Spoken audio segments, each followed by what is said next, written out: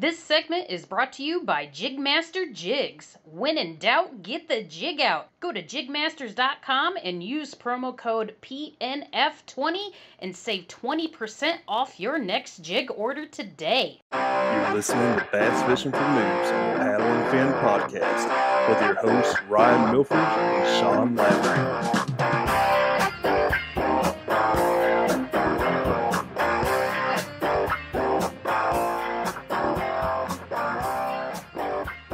Welcome back to Bass Fishing for Noobs on the Paddle and Fin podcast. I'm Ryan. We got Sean. Hey, guys. And once again, we have a couple of the best kayak fishermen in the country in here. We got Mr. Jody Queen and Mr. Rus Snyders. Welcome back, gentlemen. Hey, guys. Both of you have been on fairly recently within the past, 2 or 3 months. So, we can skip the introductions. If you don't know who they are, you can go back and check those out. But yeah, there's some of the best, competing tournament kayak anglers in the country. They were right up top for Angler of the Year in the Hobie, series. I believe y'all were first and second going in the TOC, correct? Yeah. Yeah, and we had battled back and forth, most of the season too, so. Yeah, on both circuits, really. Yeah, on both circuits, yeah, that's right. Yeah. And, y'all went into that first and second, the TOC. For anybody that don't know, it's the Tournament of Champions. You have to earn your way into that tournament. It's only like 50 people that get into it. And, just being honest about it, y'all didn't do so hot in that tournament. And, I'm just being, and, it happens. Yeah. That's what we're here for is, it's not to cut y'all down or anything like that. Y'all know that.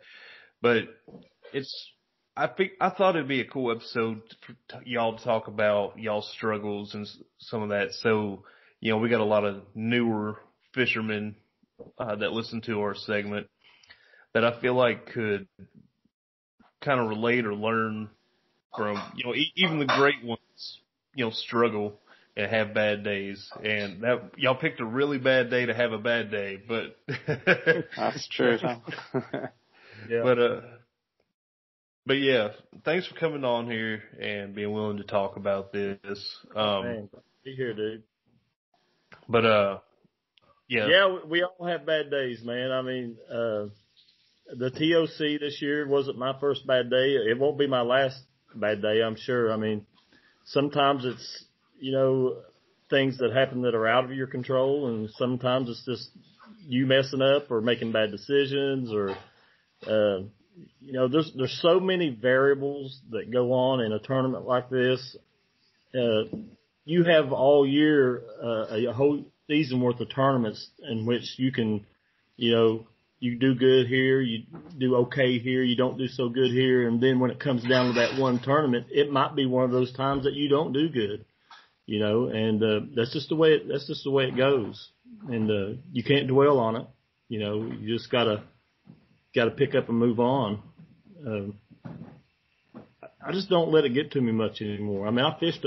I'm sure Russ is, same way. He's probably fished so many tournaments, you get used to the bad days sometimes and just feel so blessed on the good ones that you have, Yeah. But, it goes in waves too, Yeah. It's like you see it in a lot of sports, just like momentum, momentum can go both ways a lot of times. It can go in an upward trend or, you have that one bad day and it's just, you end up kind of carry over a lot of times into the next tournament and you just don't have the confidence or the momentum. And, you try, as you get more experience, and the anglers, I think that do good consistently are able to snap out of those, a little bit easier than, I look at myself when I was younger and, when I'd have a bad tournament, it would definitely be a lot of times where I'd be in a slump for a while and I just couldn't get that mindset back. So that's a big part of it too. But, yeah, you get in a rut, it's those ruts. You just try to stay out of those ruts, Yeah, a lot can go into, there's a lot to be said about. I've been very fortunate this year for just having a kind of a clear mind and not a lot of worries. I've said it before as far as, just in life, there's so many things that you can be affected by, whether it's your health or financial worries or relationship stuff, or your family's health or their problems or spouse's problems. So it's a lot of that goes into it too, and I think that plays a big part in anglers that do well. And if anybody, no matter, even if you do have a clear head and you're fishing well, it's like Jody was saying earlier, you can have these days where you're just losing fish after fish, and it's nothing, it's not your fault, and but even if you are having a lot of momentum and doing well, those days are going to happen. But it's just about putting that behind you and moving on to the next tournament.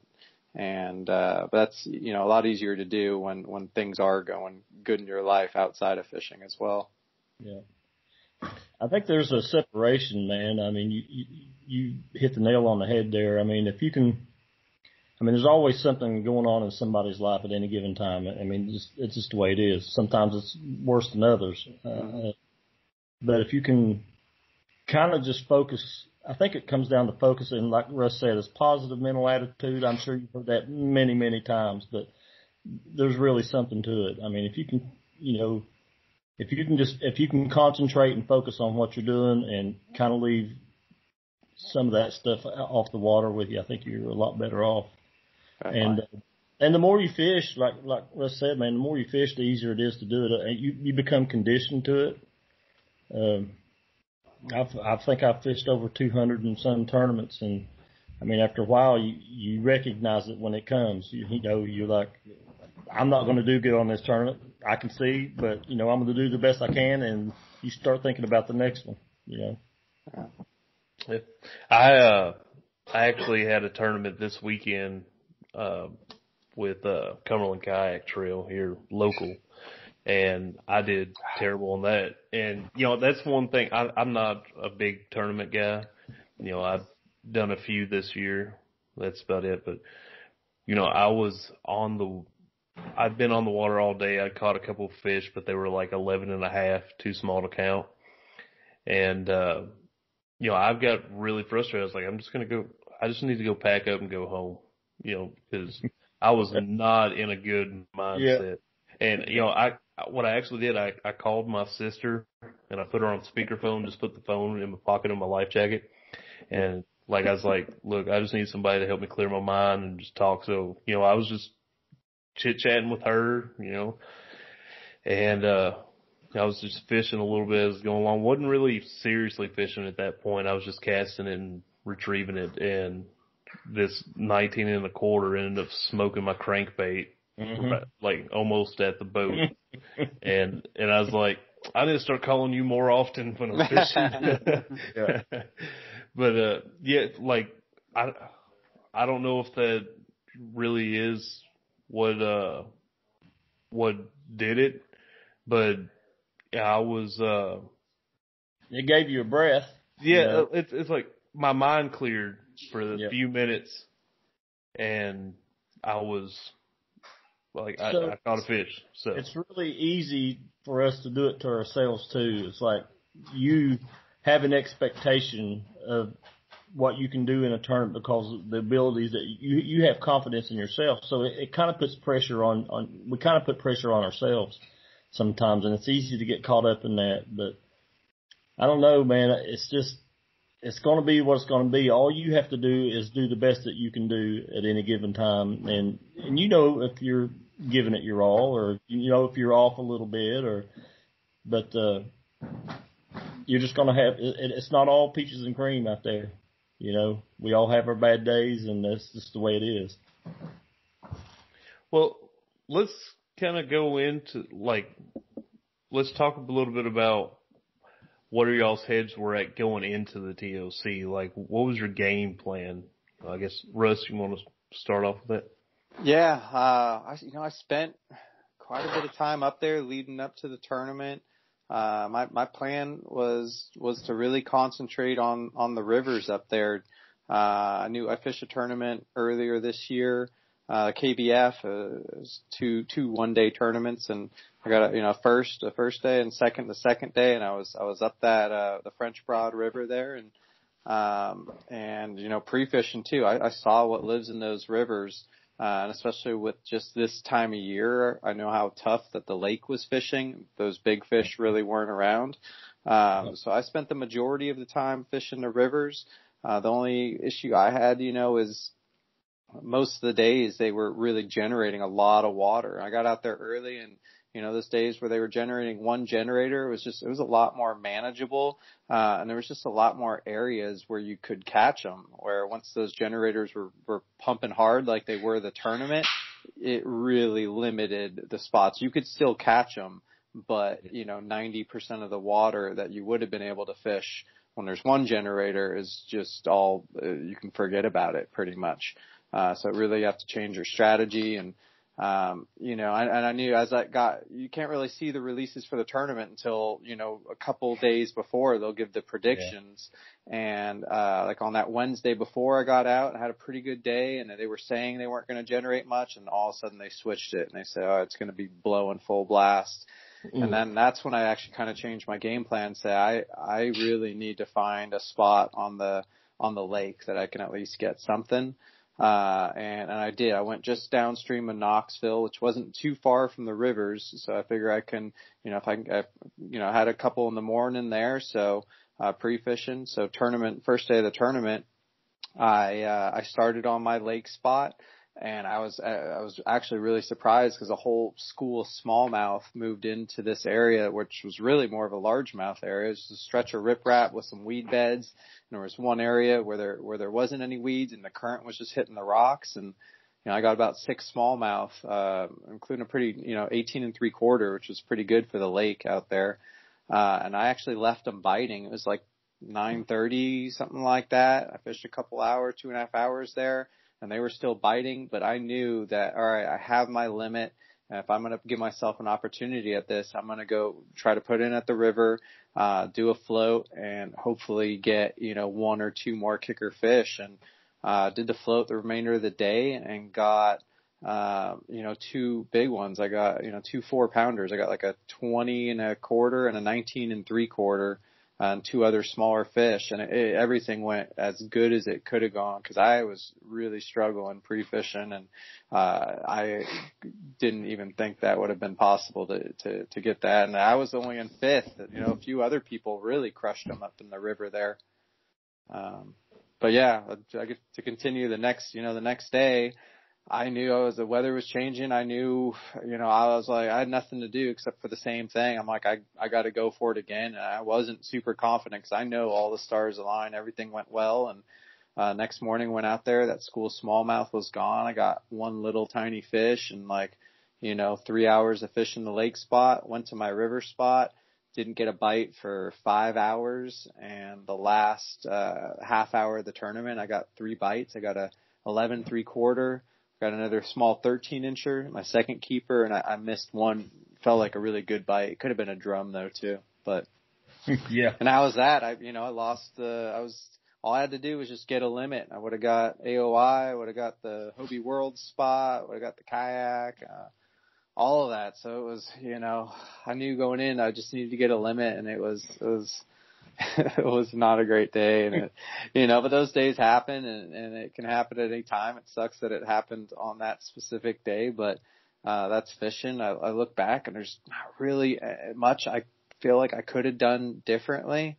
I didn't really make any mechanical error. I feel like all my mechanics everything was good. It's just sometimes that's just how it goes.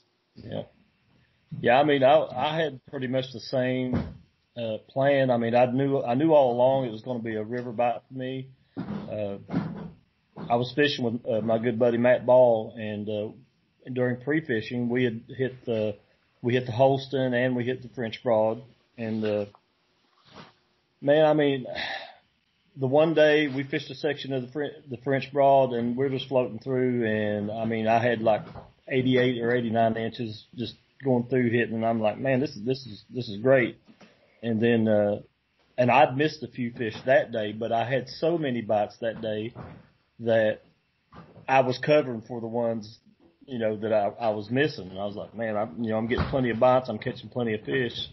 So we went over and fished the Holston the next day, and that's when it really started getting kind of weird because, I had like 3 or 4 fish that I know were 18 inches or better, and just could not keep them pinned. And I kept telling Matt, I said, man, I don't know what I'm doing wrong here. I just, I don't know if it's my pole, I'm not getting a good hook set, or I'm just not picking up on the bite early enough. What were you throwing, like a shaky head or something? Yeah, well, no, I was throwing a wobble head jig. Yeah, I was swing head jig, the Gene LaRue jigs. I usually do really, really good on them in the rivers up here at home, and I was just throwing a rage bug or structure bug behind it, and man, I'd done real good on it. And then another day in pre-fishing, we went back and took a different section of the French Broad, and I had like 86 inches that day, and I was generating a lot of bites, so I really wasn't worried about the ones I was missing. I was missing 3 or 4 every time I went to the river, but I was covering it with the ones I was catching. So I should have known, man, because on the first day of the tournament, when we were back in the kayaks in, Matt had his kayak on my trailer, and I was backing in. The water was moving so fast that when I backed into the water, as soon as the back of his boat hit that current, it was moving so fast, it lifted his boat up, turned it upside down, and just jerked it off the trail.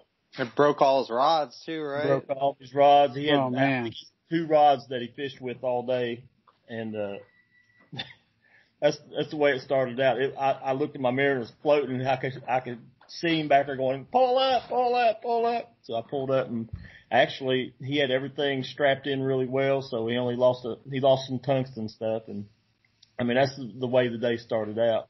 And after I got launched, I moved over to a riprap bank, and immediately, maybe 3rd or 4th cast, I had one about 19 inches get off on me, and I floated on down that riprap, and then I picked up a 19. I'm like, well, okay, this is going to be the same.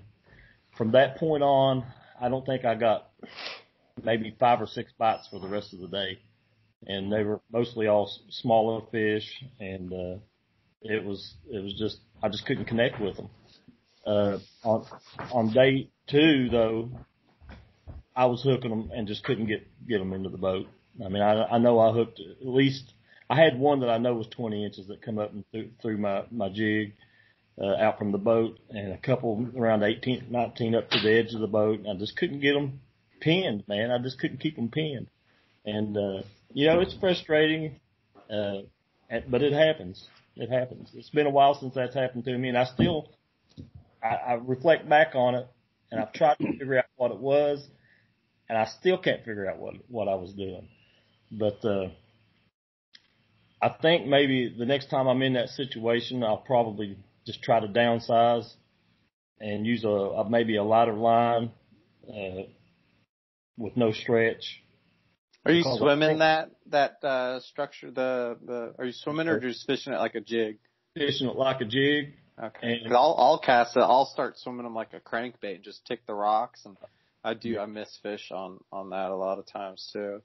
I was fishing it like a jig, and I think what was happening was they were picking it up, and there was so much current. I think they were running out into deeper water, and it was putting a big get a bow in your line. Yep. Yeah, I think I wasn't pulling that slack and getting a good hook set on them. They was pulling off. I think that's what it was. And it's hard to reel up that bow in your line without them feeling it and then dropping it. And they spit it. Yeah. Yep. It's tough. I fish a lot of wobbleheads in the rivers and stuff too, and it happens.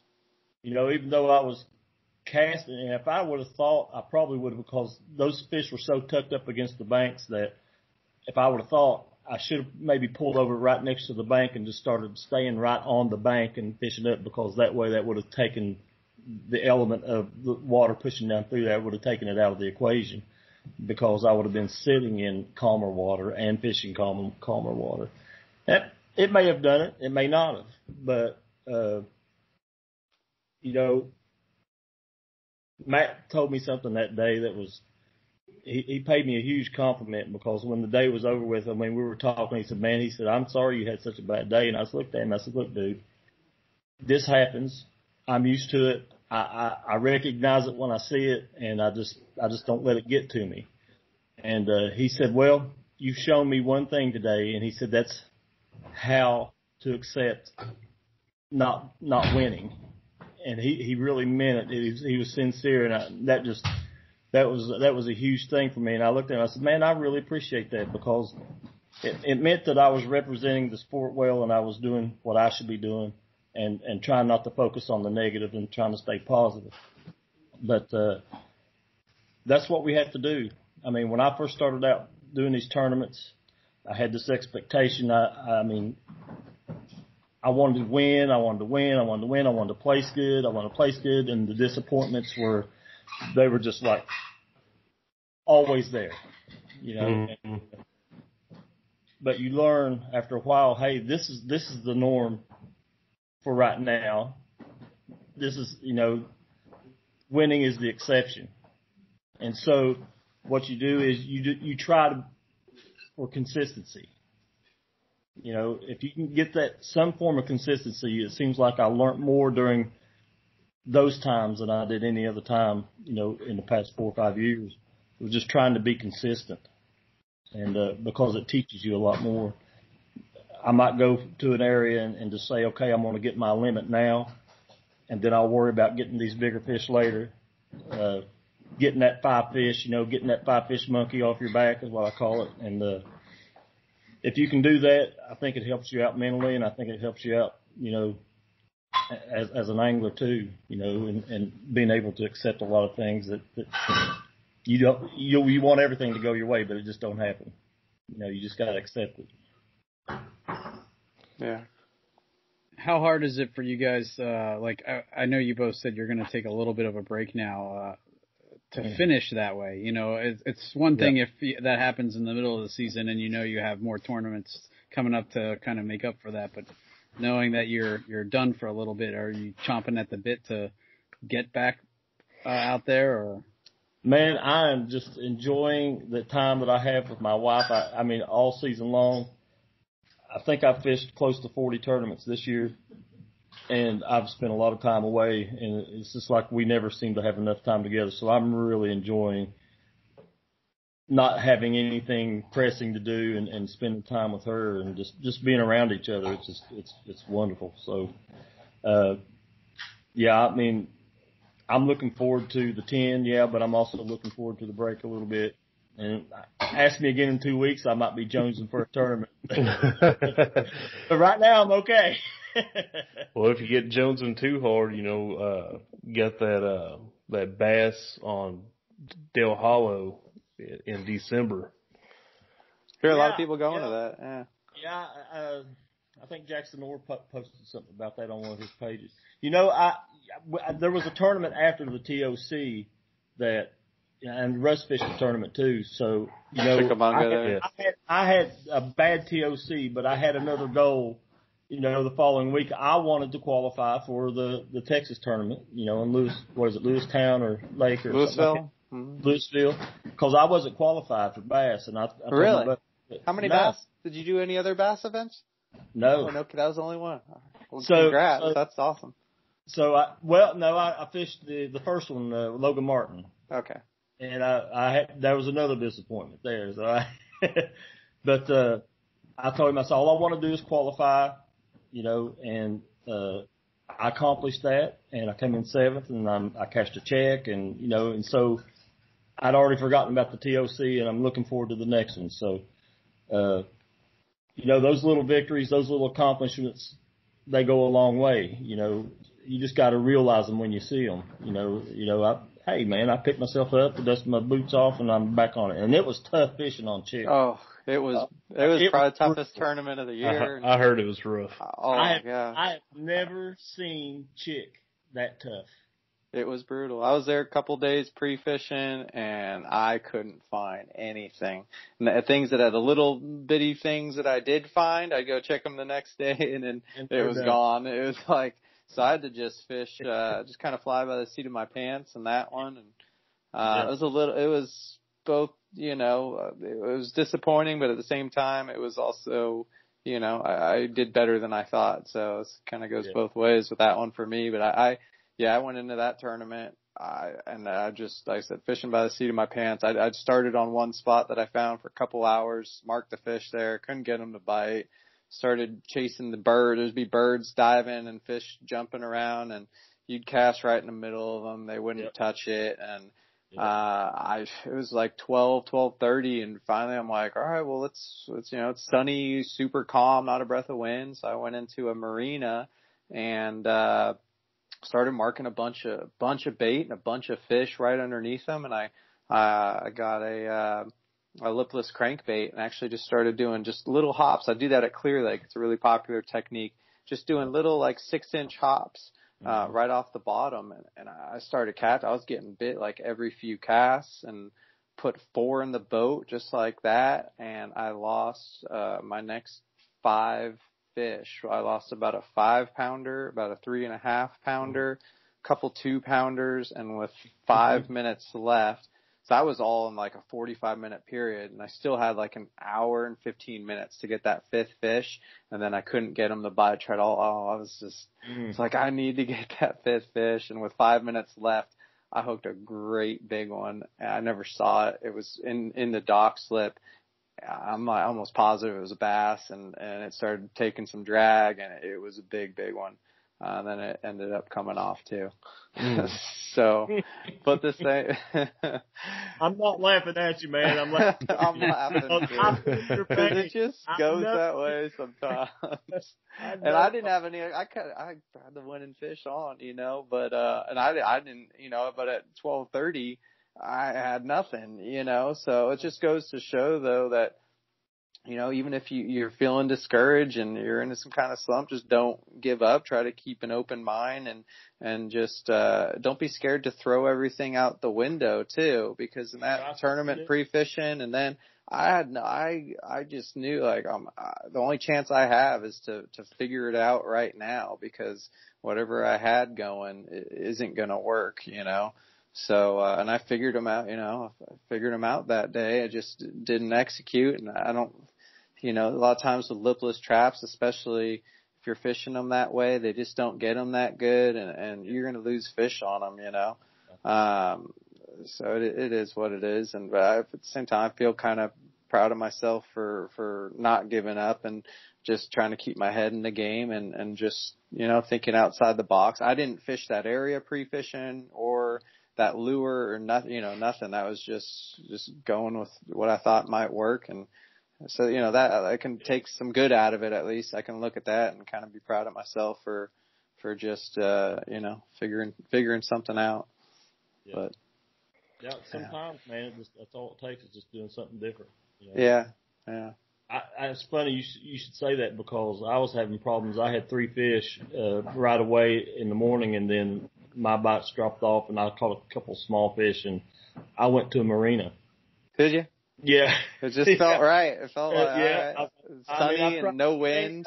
And and I went into the marina, and I actually ended up catching my last 2 fish there, and one of them was like a 1550 or something like that, and but doing that, just saying, okay, and I hadn't pre-fished it. I knew it was there. I just hadn't been to it, and it was just, I'm glad I did it. Yeah. I mean, you just don't give up. That's weird. That's weird. And it is, huh? But it's just, not to, when things aren't going, I see a lot of people, when I was younger, I saw that a lot, or I look at a lot of people that are just starting out fishing. And they, the hardest thing to do going into the tournament is throwing everything that you found during practice, just throwing it away and starting over. And I think the more experienced anglers, the better anglers are able to recognize a lot of times when to do that, and then, what to try. That's probably one of the hardest things to do in tournament fishing, I'd say, but, it's, the more experience you get. You're right. And another thing I've noticed too is that the younger anglers and the people who are just now getting into this, they they have that expectation. They know that they can fish. They know how well they think they can fish. And when it's not going their way, they start getting down on themselves. And that takes takes your whole mindset, mentally. It destroys you because you're not, like Russ said, you're not willing to take and do something that you're not used to doing or thinking outside of the box because you start trying to force the bite. Or you just already defeating yourself before the day's even over. You're admitting defeat. Yeah, that's exactly what I did. Sit in one spot. You'll sit in one spot for the rest of the day because they're not biting. I'm gonna catch one here. I know I see one on my graphs there. You can't do that. You got to get punches. I do the opposite of that. I just start covering as much water as possible and probably do it way too fast. Sometimes it could be a good thing. Sometimes it could be not a good thing. It can go either way. Sometimes that's a good idea. Well, you're talking to two guys who love the moves. Yeah. I mean, I think you do. I love it, man. I love it when the bite's on with the moving baits. I love moving baits. I prefer doing that, but there are times, I'm sure you'd say too, where you find one, like when I found those fish in that marina, I went back and forth on one little spot. I could have just caught that first fish and just say, oh, they're everywhere. There was docks everywhere. So, but there was something special. I recognized that there was something special about that one area there. There was kind of a transition with like a deeper bank pressed up against the bank where it kind of turns into a flat, and it just so happened to be right underneath where this little stretch of docks were right there. So yeah, I mean, when I hit that marina, I started dragging a Mag Fatty Z, which is a worm around a dock. I mean, I'm just sitting there moving it slow. But all my other fish came off of moving baits. But when that bite died off, I knew something was wrong, and you have to be able to switch that up. And getting down on yourself and beating yourself up, it inhibits that ability to think outside the box. Yeah.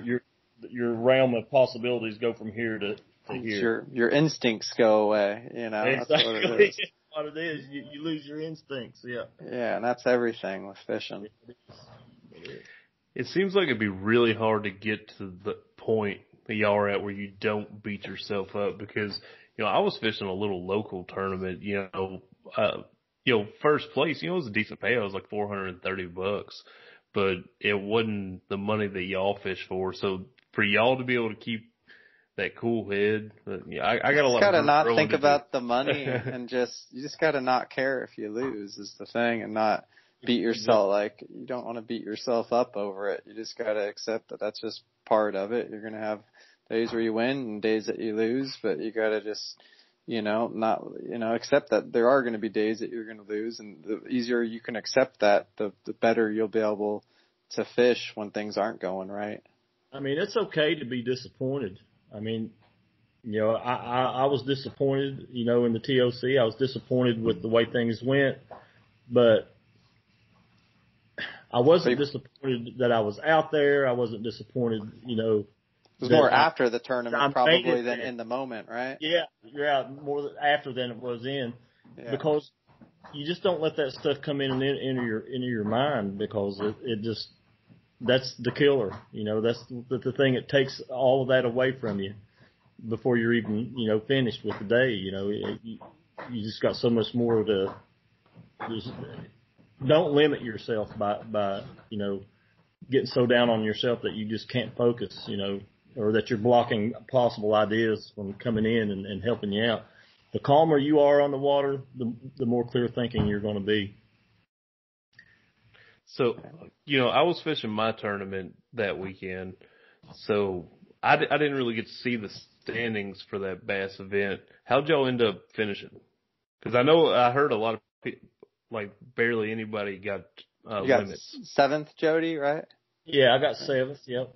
I had 4 fish, and I didn't even think I was going to get in the money. And then I saw the standings. I got 4 fish and still got 14th. And there you go. A 13-incher would have put me in 3rd, and I think I need about 20 inches to. I think there was out of 149 people, there were 15 limits. 15 limit, and there was, I think, 50 people. A third of the field blanked.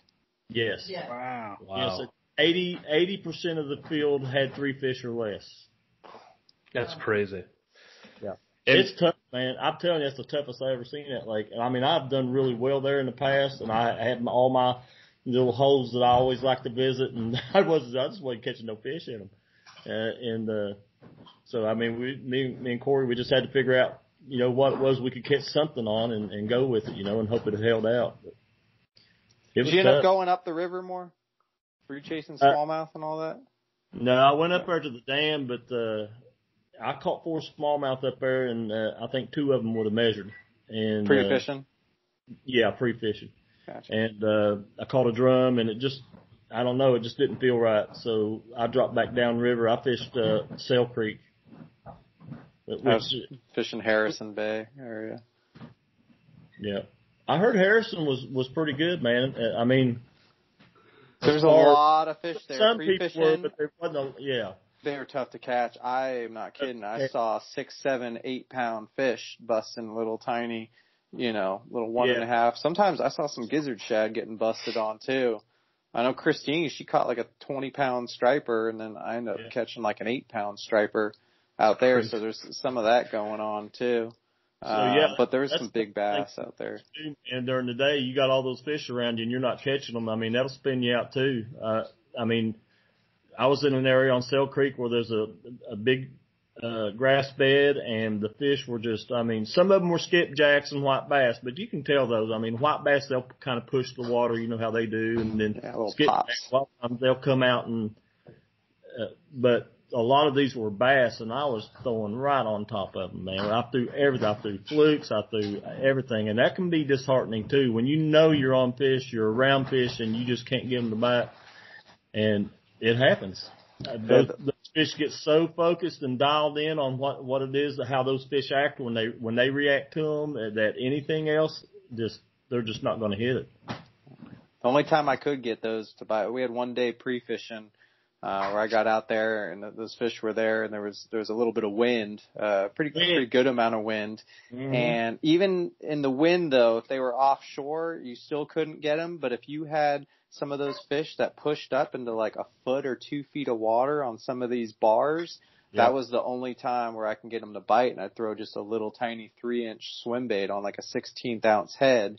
I got a few doing that, but then the problem is during the tournament there was no wind, and they wouldn't push up shallow enough to get on those spots where you can get them. So yeah, pre-fishing, I was in a spot in the head of a good sized creek, and there was a huge grass bed in there, and the wind was blowing like 10 miles an hour, and it blowed bait right up against the grass in about 2 feet of water, and I mean, it was just, the wind was really howling there. Man, the chatterbait bite was on, and that was pre-fishing, and I needed the wind. I had over 80 inches, and I peeled out of there and left, and then when that wind died on the next day, they just quit. They was like, nah, not hungry. Yeah. I love the wind on the chatterbait bite. Oh yeah. I don't know if they got the same storm system come through there as we did here in Middle Tennessee, but Sunday there was a lot of wind. Yeah, I heard that. I was out there paddling as hard as I could against that wind. Yeah. It was rough. Sunday was rough. I was got driving home. I hit a lot of wind in there, so I know it had to be rough on the water.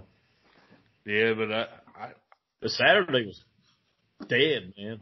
We didn't have no wind at all on tournament day.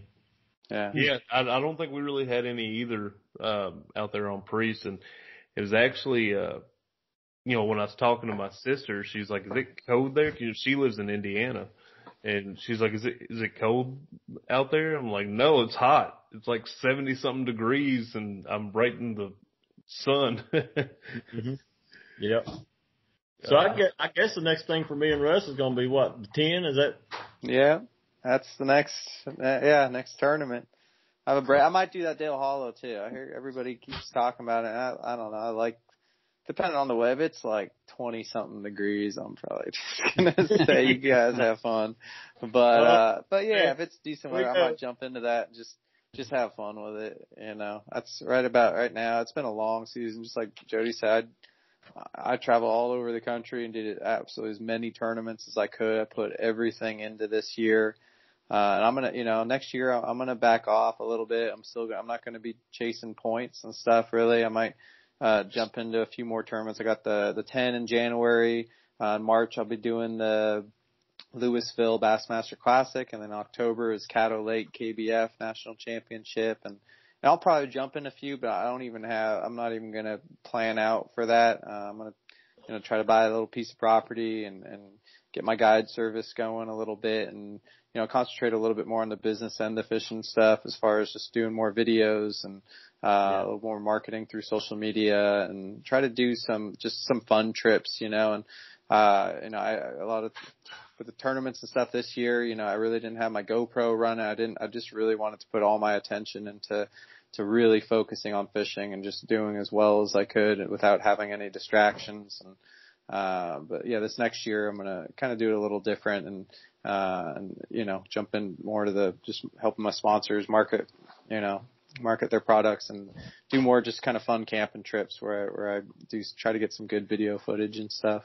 Yep. I'm looking forward to it. And then, the next year I'm thinking I'm probably going to jump in it really hard again. But, I think it'll be, I'm going to be getting a new kayak too. So I want to, spend the year really getting used to the kayak and, does it have rod storage?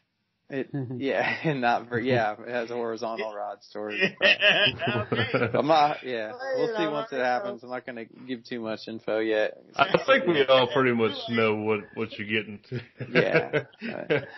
But so, hey, I do got to ask y'all, how did it feel to see Drew Gregory drive away with that Hobie? I was happy for him. I don't think he's going to use it. He's probably going to sell it, I'm sure. But he worked hard for it. Miles of Creek with a PA-14 and a paddle. If anybody could do it, it would be him. We did a little river trip.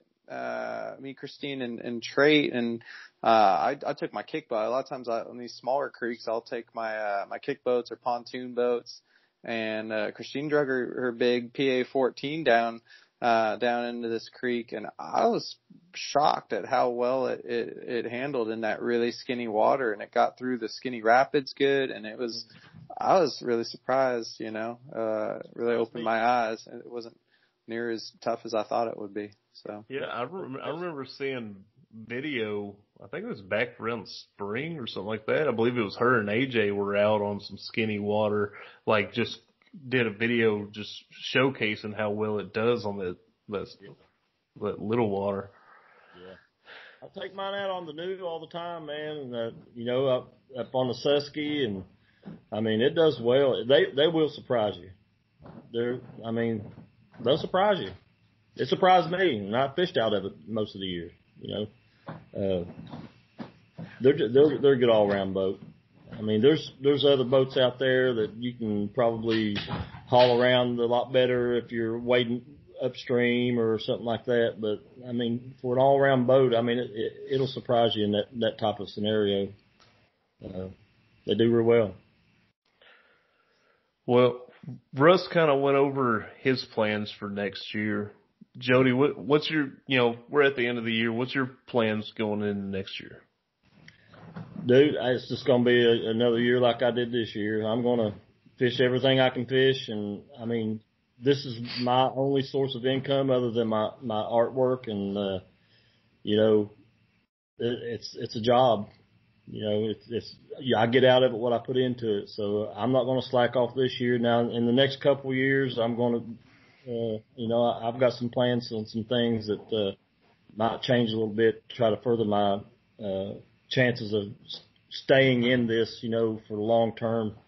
I'm not always going to be able to compete, and so what I'm working on right now is I just need to my 5-year plan is to make as big as mark as I can, and then when it comes down to wanting to do something else, then maybe I'll have a good enough name in this industry where I can, do something else and just stay involved in it. Mm-hmm. So, but until that happens, I'm going to fish everything I can fish. Well, we talked about it last time. you ever start a guide service, me and Sean are first on the list. We're gonna go hit the Susky. Yeah. I'm gonna have to get Russ to show me the ropes on guiding. Yeah, kind of new to it when it comes to the kayaks and the kick boats. I did a lot of guiding back in California. That's right. You used to be a guide. I forgot about that. Yeah. I probably 7 years or so. On my local waters up here, every year I had 5 or 10 guys that I always took out, and it was fun. It's different, because you're not really going after the pounding for yourself. You got to put the other guys on, but it's just about as rewarding as anything else I've ever done, man. To see that look on their face when there's a big fish there. I had a buddy of mine, he come in, he's, all he wanted was he wanted a big smallmouth, and I tied a bait on his line, and he said, man, I ain't never used that. And I told him how to use it, and I told him where to go and where to throw it, and man, he come out with his personal best, and it's like more rewarding than you even catching it, huh? Yeah, it's like But but the look on their faces when that happens, man, it's priceless. Yeah. If you're just able to pick your clientele to where they're not going to be jerks. That's a big thing of it is just reading your clientele. From the experience I've had guiding is everybody usually wants something different out of the trip. Some people are there solely just to absorb as much knowledge and to learn as much as possible. And, I really encourage those type of people to just ask as many questions as possible throughout the day. And, some people are there just to have fun and fish, and they don't really care. Trying to teach them and talk them and tell them everything is just going to annoy them. And there's other people that are there, kind of just to talk and socialize, whether it's just with you or their buddy that they're bringing. I've had people do like business meetings and stuff like that, more or less, where they're just kind of talking business while they're, just kind of hanging out and fishing. So the big thing up here is there's so many fish. I mean, a lot of people that I take out, they just want to catch a lot of fish. Yeah. Yeah. You can tie small baits on and they can catch fish all day, and they have a blast. And then you got the guys that come up and, hey, man, I want a citation. Throw big bait. I know some guys that throw swim bait all day long, and they know going into it, like, they might not catch a fish, but they just want to learn more about. They want to have a chance at a really big one and just learn, the right way to attack that kind of day. See, this is what I need. Getting clients. This is what I need. All right, I need one of y'all to guide me, but I need you to just watch me all day long and tell me what to throw, where to throw it, and just keep your eye on me. Tell me, things, man. Yeah, tell me every little thing I need to do wrong. Like, critique your mechanics. Hold your rod up a little bit more. All right, don't move it as much. Some people I love taking people out that are like that, have that kind of approach. It's more fun for me. They're absorbing information. Yeah, that's the other people I like to do it. Sometimes I start doing that, start critiquing them, and you can tell they maybe start getting annoyed, and I have to back off a little. But all right, so me and Russ are going out. Tell me when. Yeah, sign me up too, man. That's exactly what I need. All right, Russ, your first 2 clients. There we go. Hey, we'll be both of y'all's first 2 clients whenever y'all get fired up. Cool. But we get friends and family discount. Just from no. There you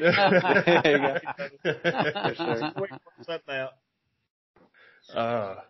Well, guys, I appreciate y'all coming on here and doing this, and best of luck in the 10 and Bassmaster Classic, all that stuff next year. And Russ, I'm glad you said something about you're gonna kind of calm down a little bit next year. That way, I don't pick you on the fantasy. Yeah, probably a bad idea. Yeah, you never know, though. Insider trading.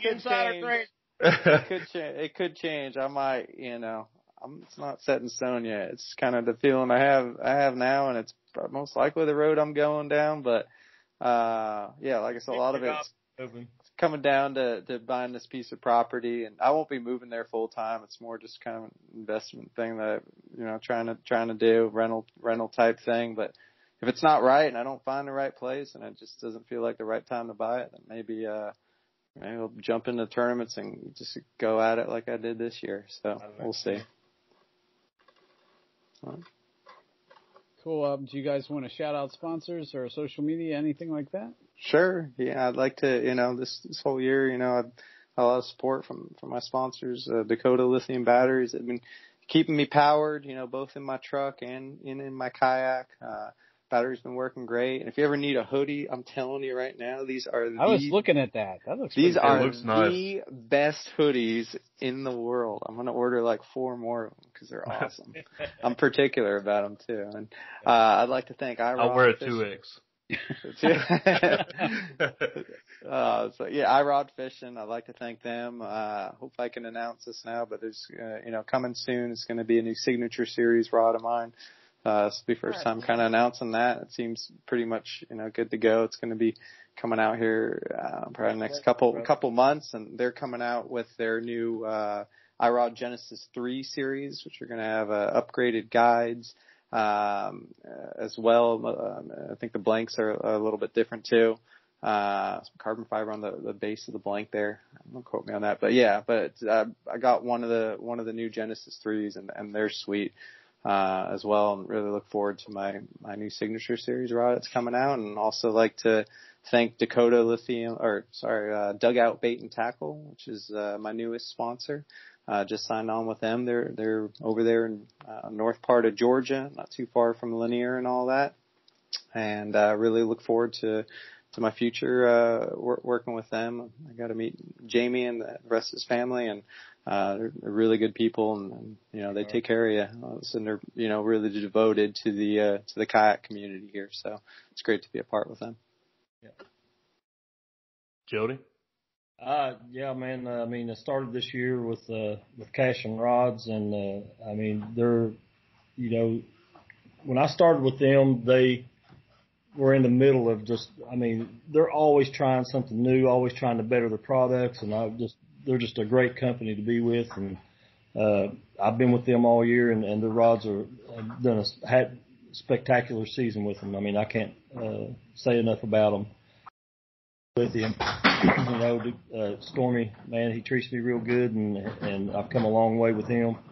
I got a little 23 amp hour battery that fits perfect inside my Hobie hatch, and I shove it back away from the waterproof hatch, and it fits perfect in there, man. I can go for 2 days on that thing, full days, and not have to recharge it and everything.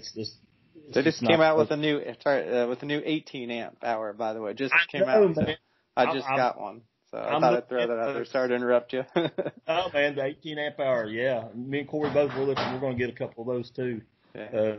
For a different size, a little not so tall. They're a little more boxy and square, and they fit well in some of the spots where the 23 won't fit. So yeah, they're really nice, man.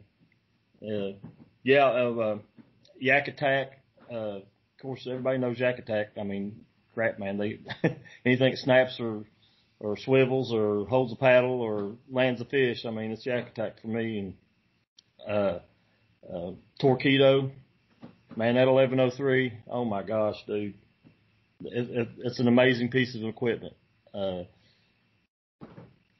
think me and Matt did close to 20 miles one day on the river over there, and we did like 10 or 12 miles on the lake. And that thing is, and when you want to get up and go, you can go. And when it comes to a grass bed, if you got that Trey Leach's grass cutter on there in Rock Garden, man, it just makes salad out of everything. I've gone through pads with that thing. It's so torquey, man. It eats that grass up. You can go through it. I don't care how thick it is. You can go through it. Lawnmower. Yeah, it is, man. It eats.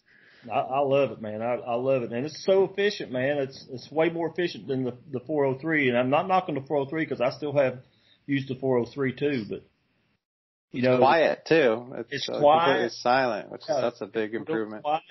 It does a really good job. And if you watch your watt usage, traveling the same speed as a 403, like say 4 mile an hour, you can go a lot farther with a 1103, even though it's just more efficient. But it's a great motor. Torpedo's been there with me almost since the beginning. Hobie, AJ, man, the BOS series and everything he's doing, and still got time for me. I don't see how he does it, but Hobie's been treating me real well. I love my 360. It was a huge help in that fast moving water. I mean, it was moving so fast at the TOC that I couldn't actually pedal it upstream in the dead middle of the current, but it steered me and kept me out of the strainers, and I could turn and I could hold, and it's just makes a huge difference. And, using my 360, I don't have to have foot steer, so I have a clear deck space. So Hobie, man, they have a great product. Fishing online, John and Brianne Harley, man, I just can't say enough about them, man. I mean, anytime I can call them last minute, they'll overnight stuff to me, and I mean, they take real good care of me. Trying to think of anybody else. It's like your third time on here, so I'm trying to think of who they are too. Oh, Z-Man. Dude, I'm telling you. Oh, yeah, I forgot. Everything I use is Z-Man, man. I have literally gone through my boxes and taken out everything. I mean, I have a few secrets, but I've replaced it all with Z-Man because they catch fish. I mean, the proof is in the pudding. They put me on top several times this year. I mean, Z-Man, man, they're all awesome. I love them. I thank them. I think that's about it. I mean, that's not much really, man. It's just I take a long time thanking them. The list is small and I'm just long-winded. Wait, I kind of feel like I need to take credit for the Z-Man one because, I was the first time I talked to you back in January, I said they need to sponsor you, and then they ended up sponsoring you later on. So yeah. Well, that's all right. I'll give you credit. But